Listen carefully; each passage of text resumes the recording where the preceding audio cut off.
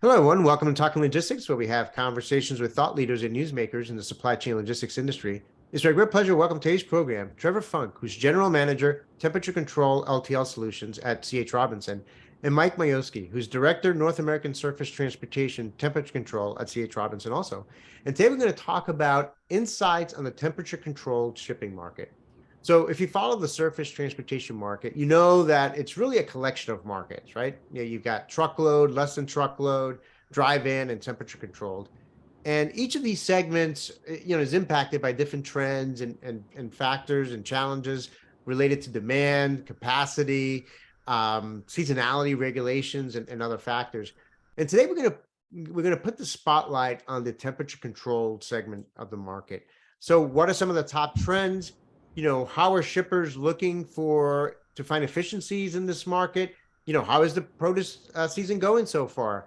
So those are some of the key questions we're going to address in today's episode. And it's great to have Trevor and Mike, two experts on the temperature control market, on the program with us today to share their insights and perspective and advice on this. So Trevor, Mike, welcome to the program. Thanks, Adrian. Appreciate you having us. Excited to be Thanks here. for having us, Adrian. Great. Well, thank you both. Like I said, this is a segment of the market that, I think generally speaking, a lot of attention gets put to the dry van side of the market, right? And unless you're in produce or you're in meat or some other segment of the market that relies on temperature control, a lot of people don't really pay too much attention on it, but it's a critically important segment of the market. So maybe Trevor, we'll start with you, and Mike, and then Mike, you can add your perspective as well from your perspective. What are some top trends right now that you're seeing in the temperature control market?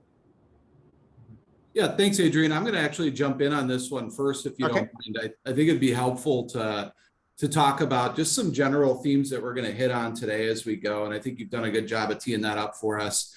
Right now, there's a ton of conversation around efficiencies and service level improvements. And we know that, like you kind of mentioned in the dry van space, that's also very important, but probably not as, demanded importance as we would see with a lot of our customer base in the temp space, knowing that a lot of the commodities that we're shipping are perishable, just in time. There's a shelf life component and a lot of complexity added. So you'll see efficiencies and service level improvement needs as kind of key themes, but there's really four things that Trevor and I'll hit on that are top trends for us today. And I'll start maybe with the first two. The first one being refrigerated drop trailer.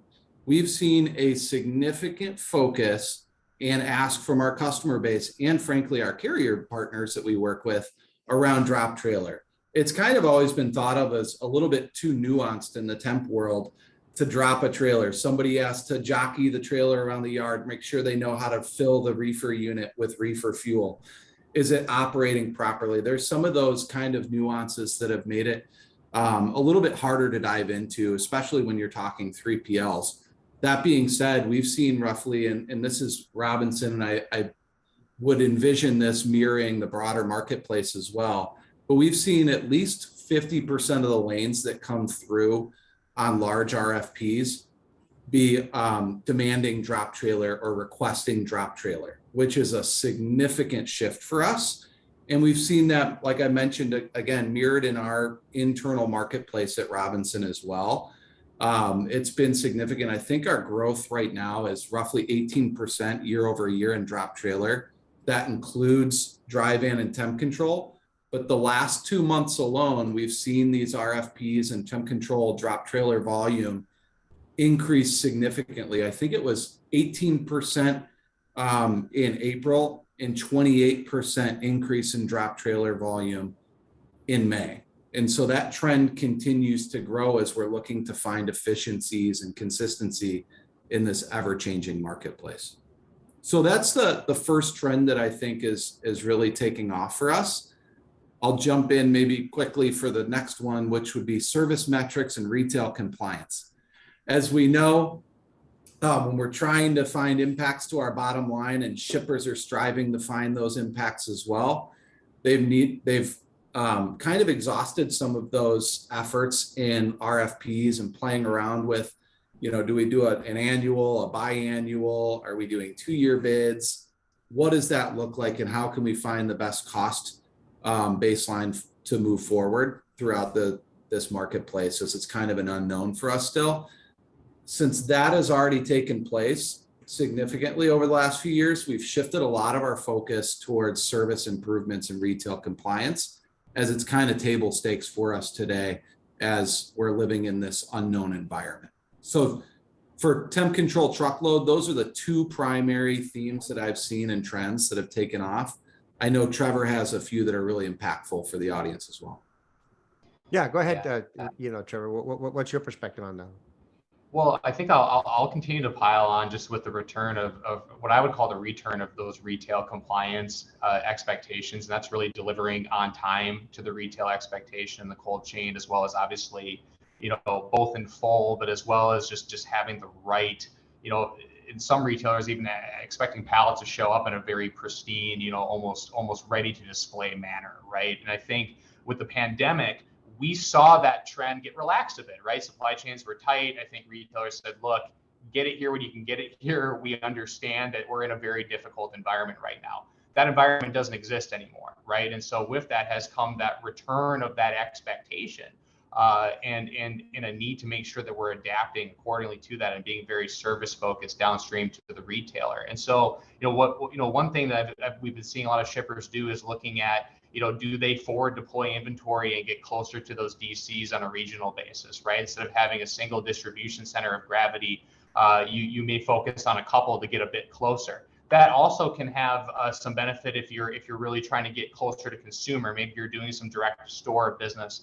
Maybe you're doing some more e-commerce. You're thinking about getting more involved with that, right? Having a more diverse, kind of some lily pad footprint across the country can help you do that a little bit more efficiently. It also has the benefit of being closer to those DCs, so you can continue to sell through the traditional models, but be positioned for the future state. So seeing a lot of that activity. And then, the fourth trend that I'd point out, Adrian, and me being from the LTL world, we're still continuing to see a lot of SKU diversification and order sizes in the consumer food space. There's been a ton of innovation, particularly on the fresh side. If you just look, go walk through the yogurt aisle and look at the number of flavors, look at the number of companies that are selling that. That's a microcosm for what's happening across food and beverage, whether that's produce, frozen, wherever. And so we've been seeing an increased demand for LTL size orders or LTL type fulfillment opportunities because of that diversification, and that's common across the marketplace. And so, really, if I'm a shipper today and I'm looking at this trend and thinking about I'm not just maybe selling full truckload in and out anymore, what do I do? Really trying to find a balanced approach, a multimodal approach. And I don't necessarily mean truck, rail, air, ocean. I mean, hey, consolidation or multi-stop truckload, or finding a way to blend those solutions together while still meeting those retailer requirements. That's really going to set you apart in a tight market or in a soft market, is by being flexible and adapting to the fact that order sizes and commodities are changing rapidly today. Yeah, and a lot of interesting points you both raised. I mean, I think, the SKU piece is interesting because, I mean, I know coming out of the pandemic, even during the pandemic, and this is something actually for many years, a lot of companies that said, their supply chains have become too complex.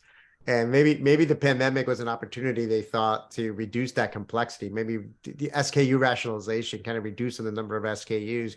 But I think, consumers play a role in that as well, right? I think, we also want some of that diversity and some of that, expanded selection. So I think it's a tug of war, I think, between, manufacturers and producers and retailers in terms of, hey, we want to simplify our SKUs, but then consumers also, demand here. So how do we respond to that? So it sounds like that's still a kind of an ongoing challenge. And Mike, maybe we'll get to you in a second here, because I love to learn a little bit more. Maybe this will be part of my next question. Is I'm trying to understand a little bit more about why the rapid rise in, drop trailers there. But maybe this is part of this response. I don't know, Trevor, you tell me. I mean, my next question is basically, how are shippers looking for efficiencies in the temperature control supply chains? Yeah, so I mean, I talked about and it seems like a challenge, but I would really call it the opportunity to steer into the complexity, right? So we talked about those factors. If I'm a shipper today, I'm going back to that retail compliance piece first and foremost, right? So if you think about, if you're not meeting those expectations, whether on the delivery side or on the quality of the delivered product side or both, I mean, you're talking a couple of percentage points of cost of goods sold, right? And that can have on a manufacturing invoice, that's a significant amount of money. And so to me, are you as a shipper measuring that today? You would be surprised the number of folks that we'll engage with that aren't looking at that yet. And it really, it's not always easy to measure. You've got different scorecards coming in, especially if you're selling to a lot of different retailers. But taking the time to dive into that and measure is critical, because like I said, you're leaving 1 to 5 percentage points on the table depending on the environment. And so I think doing that first. On the other end of the spectrum, we've seen, I've also had shippers say, hey, that's just the cost of doing business. Hey, that's just, it's kind of the way it is now. There's not really a lot I can do to mitigate that. And so I just bake it in and I keep it in mind the next time my pricing comes due, right? And I would say that there is absolutely ways to avoid that. Are you and your provider aligned with the retailer's expectations? They are clear. Sometimes they have windows, sometimes it's very specific, but they are very, very clear in their documentation about how to align with that. And so if you're not collaboratively working with your partners to understand how I'm aligned all the way from manufacturing point to delivery, you're missing out on opportunities. You could make a substantial amount of your fines go away just by singing from the same sheet of music, right? So, that's one area I would really focus. The other piece I'd focus on, especially on the LTL side, is just the accessorial side. We know the markets are rising and falling, but really it's those little, it's the death by a million cuts you want to avoid. And so if your percentage of accessorial spend as a total of your, particularly your LTL freight spend, but I'd put truckload in there, is, in the low double digits or even the high single digits, there's probably room for improvement. You should be studying your practices. You should be looking at your accessorial reporting, and you should be really working to drive improvements there. So those are some efficiencies that you can use to really drive cost out in a soft manner. The only other thing I talk about really quick, Adrian, is just that end-to-end visibility component. So I talked about one way shippers are working to mitigate the effects of retail compliance or to align to retail compliance is by pushing more inventory downstream. And so if you can get yourself into a position as a shipper where you're dropping one tender and that's moving through a single provider's platform, through a single provider's infrastructure, whether that's inbound transportation, warehousing, or outbound transportation, you're going to save yourself a lot of headache, especially if you're managing it over multiple nodes. And maybe you're a mid-sized shipper, right? So you're not carrying, a full cooler box's worth of goods, but you're managing a little bit in a lot of different places. And so having a single platform where you can view that order life cycle all the way through that very complicated supply chain is going to allow you to do a lot more root cause analysis faster. And it's just going to give you better peace of mind and advantage of knowing where everything is at any given time. Yeah, no, a lot of great points. And I think they're all interrelated too. I mean, with the last point you talked about, I mean, it still surprises me how many companies, still lack, some of the basic metrics, if you will, to drive their performance, right? So, it's the adage, right? If you can't measure it, you can't manage it. So they're kind of missing that and leaving money on the table, as you just said. And then, to come full circle, this is where visibility on a platform, can help you, once you have those metrics in place and you understand what is the data that you need and what is the performance you're trying to, manage to, that's where obviously having that visibility and ideally in a synchronized and holistic manner can help you drive to that performance. Mike, just curious, anything you would add there, and maybe comment a little bit about, is part of that DropTrailer rise part of this drive to try to improve efficiencies? Oh yeah, I think it definitely is, and Trevor had some great comments there, and a lot of that relays right back into full truckload as well. And I think there's a lot of synergies there between the two. When we look at DropTrailer, it's not only efficiencies and ability to plan accordingly, it's also a cost savings, right, through multiple markets. Typically, when you set up a relationship with a carrier partner, a 3PL, an asset, whatever it might be, on a DropTrailer lane, they're invested, right? And the more we're invested in anything, just as human beings, the more we're willing to care about it, the more we hold that consistency. It's just natural for us. And I think that's a big play. and a smart play for a lot of shippers out there. And the community, the carrier community has reacted really well to that as well. They've been in this influx for years and trying to find efficiency, cost savings, greater effectiveness of their labor force at these warehouses. When you think about some of the pre and during pandemic struggles from a labor perspective, a lot of those still exist today. And so when we're thinking about how can we give a better experience to our end customers, it's staffing up the warehouse appropriate, knowing what you have coming in and out of every day, and planning accordingly so you can have those on-time deliveries for your retailers. You can have that relationship for a carrier, from a carrier's perspective, with that shipper or receiver when you have that type of a setup. So I think it kind of checks all the boxes, and that's why we've seen that rise. I don't think it was as prevalent before because we didn't have the need for it to be. Today we do, and we've learned a lot over the last few years in how we can make an efficient, effective marketplace operate, and DropTrailer is a big component of that. Yeah, no, absolutely. And I've been seeing that as well with, a lot of the companies that I've talked to, both on the dry van side, but really I hadn't kept as strong a pulse on the temperature control side. So it's interesting to see, the growth that you're seeing there as well. So Mike, let's stick with you. Obviously, we're kind of in produce season, right now. So from a trucking perspective, I mean, how's it going so far? And what are your predictions for temperature control? I know making predictions is a little bit risky in this business, but what are your predictions for the temperature control capacity this summer and for the rest of the year? Yeah, I was going to say, is this recording? Those forecasts are always challenging. I think we do have some folks at Robinson on the back end that have been really sharp with the forecasts and been able to predict pretty well. Obviously, we reference a lot of the external trade publications that are pretty trusted as well to kind of balance that off of what we see to build these forecasts. But I guess before we get too deep into that conversation, I'd love to just talk about produce season for those in the audience that maybe aren't as familiar. It's typically a domestic produce season starts in about April.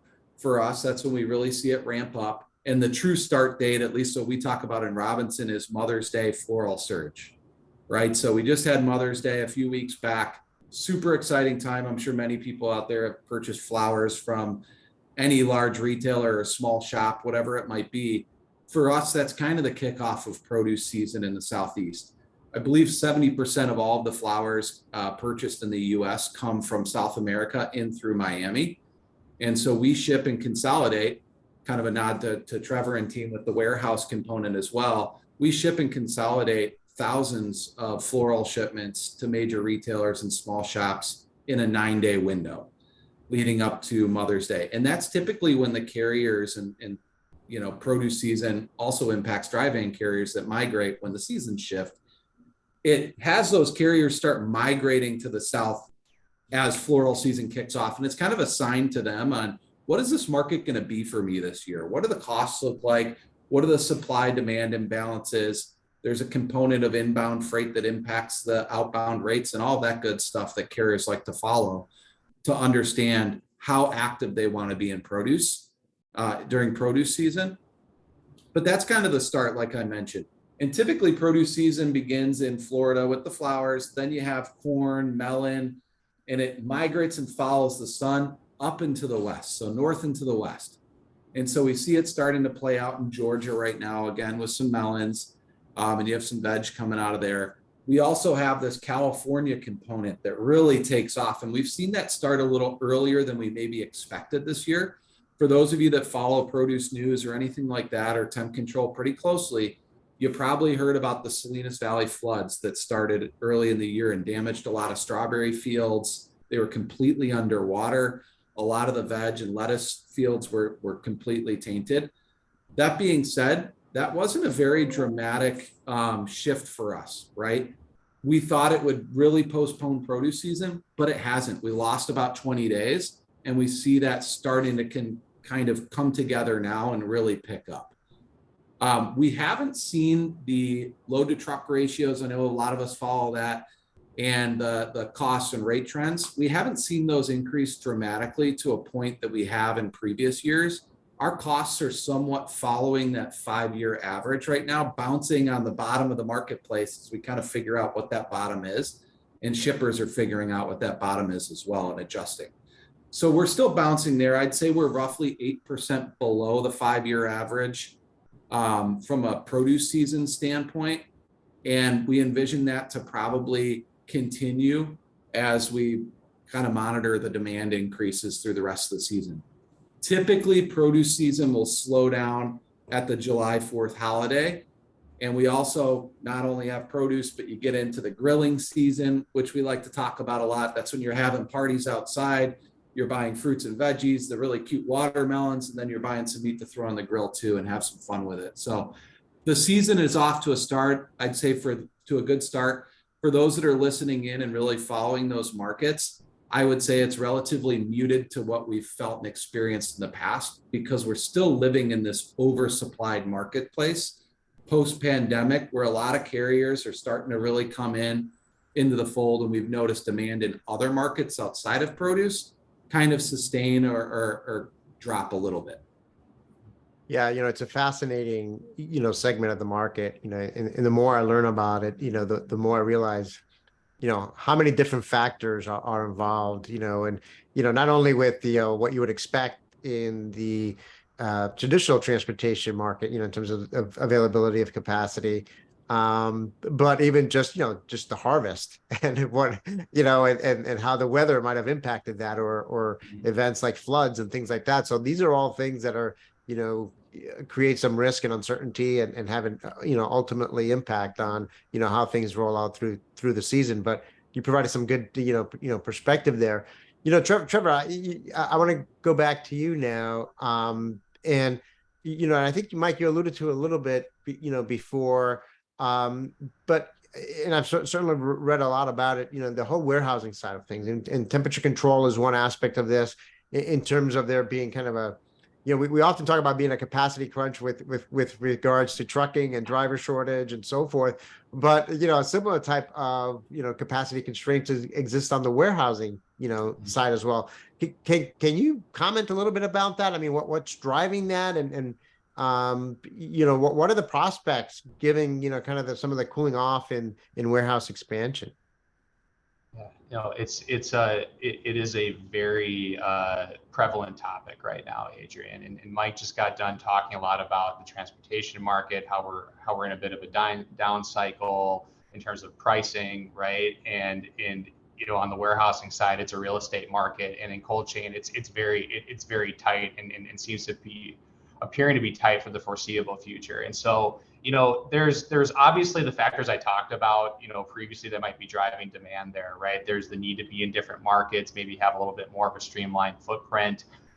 You've got the fact that, hey, demand for fresh and frozen foods continues to grow. And it's not just always with population growth. I mean, the old adage has been, hey, food and beverage can be, at least on the grocery side, can be a bit of a recession-proof industry. And that's certainly true, but you're also just seeing that, consumers are willing to spend more of their income, even in inflationary times, on these types of products. So that keeps demand higher for longer than expected. And so if you take that and you also consider post-pandemic, production disruptions seem to be a thing of the past, except of course, on the produce side, as Mike alluded to, outside of Mother Nature, production lines are running full speed. I mean, staffing challenges are certainly less of an issue than it was during the pandemic. And really, if there's a strong flow of manufactured food supply, then cold storages are going to fill higher, and they're going to fill more rapidly. And we're seeing that today. So if you butt that up against supply, you think about the public cold storage marketplace, the top 3 providers own over half the available cubic feet in North America. They've been extremely acquisitive. And really, if you were to go and launch, even 4, 5, 6, 7 buildings tomorrow, you might be a top 10 cubic foot provider in this country, which speaks to the lack of available options right now. Really, if you think about the infrastructure, an ideal full state's probably about 85%. And if you read some of the publicly traded reports, they're trending in that direction. You can't really run a warehouse at 100, 110. You're just going to have a lot of service failures and a lot of pallets on the floor. It's not going to work. So really, we're already approaching utilization. The infrastructure that exists outside of the new builds are aging and are going to need replacement. That's going to be costly, and that's going to be time consuming. And so if you butt those factors against each other, as well as sprinkle in the fact that you are seeing a need for additional value added services from shippers, it's not just, hey, bring my pallet in, bring my pallet out. There's plenty of that, but there's high velocity case picking. So hey, maybe inventory comes in, it only sits in the warehouse for a couple of days. It has a 85% case pick percentage across 60, 70 SKUs, and it's going out the door. And that, you might hear that story and say, wow, that's obscure. Or that's actually becoming more commonplace, particularly on the fresh side. There's, the existing infrastructure and skilled labor force in the warehouses isn't always prepared to service that kind of business at a high level with minimal mistakes. So it's getting more complicated. It's getting a lot more complicated as well, and that's causing a factor. So I just listed out a bunch of maybe a bunch of problems. So like what's going on? Are there solutions? The good news is there's a lot of capital that's willing to invest in the space. The challenge being is that obviously building a cold storage is not like building a dry warehouse. There's a high degree of capital that goes into it, and there's a high degree of expertise. And so I'm heartened as a practitioner. I spend a lot of time talking to real estate developers, cold chain providers, things of that nature. There's a lot of dollars being primed. There's expertise being deployed, but there's not enough expertise, right? And so if I'm a shipper, I'm looking for a couple of things. Number one, can I find a cold chain partner that has the infrastructure today, and do they have capacity in their infrastructure? That itself is a needle in a haystack right now. Number two, are they integrated throughout all of that? So is that really an end-to-end solution where I can come in, or do I have to work with multiple parties underneath the umbrella? That's going to be a little bit less appealing to me if I'm procuring. And then, really from there, it's just, do they have the ability and the roadmap for future growth? So are they landlocked, or do they have a vision of, hey, I do have the capital lined up, I do have the talent in the pipeline, and as you grow, I can continue to go to multiple sites, or I can continue to add expandable capacity at my current site. If you can land on all three of those things, you've truly found a best-in-class partner. Yeah, no, I think this is, again, another fascinating aspect of this market. And, you always try to find, where are you talk about visibility, right? Where are the black holes in the end-to-end supply chain? You talk about where are the risks in the end supply chain? What are the weakest links, or where are the biggest constraints in the end-to-end supply chain? I think this whole warehousing side is, certainly something that I think progressive shippers have been keeping an eye on and understanding, but maybe those that maybe are just beginning to try to grow and scale their operations, they may run up into the situation where the weakest link in their growth and scalability plans are their potential partners out there, in terms of being able to grow and scale with them in terms of meeting their temperature control, warehousing needs. We could probably, talk for hours and hours about everything that's going on in this market. And I think both of you, provided some, some good insights on various aspects of this market. But maybe as a way to wrap up, and maybe Trevor, we'll stick with you, then Mike, you can wrap us up in terms of adding your perspective. I mean, what is the biggest piece of advice, Mike? Trevor, we'll start with you. The biggest piece of advice for temperature control shippers in this market moving forward? Yeah.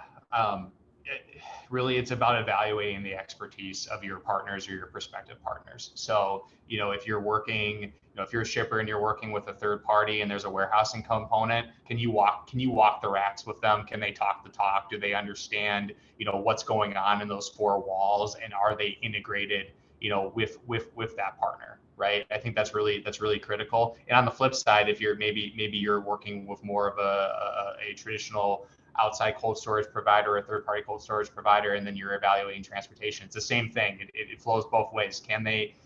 Are they running a diverse playbook in terms of modal optimization? Are they putting retailer compliance and fee and fine mitigation front and center? Really just really evaluate the expertise, because this is an extremely specialized space.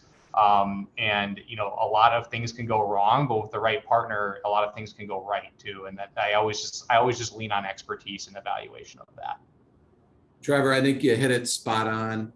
That was a really good one. The expertise piece goes beyond just warehousing, any partner that you have in the temp control world where there's a lot of just inherent risk involved because of the types of commodities and the cold chain perspective, it's imperative that you have somebody that you can trust and work through, whether that's a asset light, a 3PL, an asset provider, whatever it might be. Make sure they have that expertise in everything that they do related to temp control.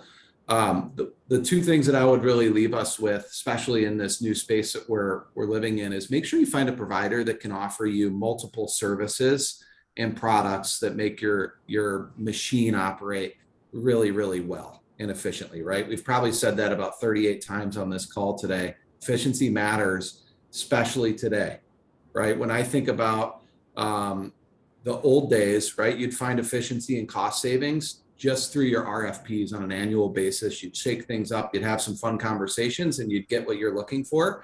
In today's world, there's so much more going on out there that you can't rely on the RFP alone to allow you to make these changes on an annual basis. You have to really dive in and make sure you have a diverse set of services and products that you can kind of lean on and flex on as markets shift dramatically or sit in a cycle longer than they typically would. So the way I'm thinking about this and tying it back to some of those trends in the beginning is, how can you think DropTrailer a little bit differently on some of your lanes? Have you even asked the shippers or receivers if they have that flexibility and ability? Chances are they do, right? So this is a really exciting time and opportunity for shippers to really dive in there and get creative. And also, I think, Adrian, you mentioned it a few times and we didn't hit on it specifically. Maybe that's for another conversation. But when we talk about end-to-end visibility, there's a lot of track and trace components to that can help you mitigate risk, that we've taken some really dramatic steps in improving for our customers and ultimately the end consumer.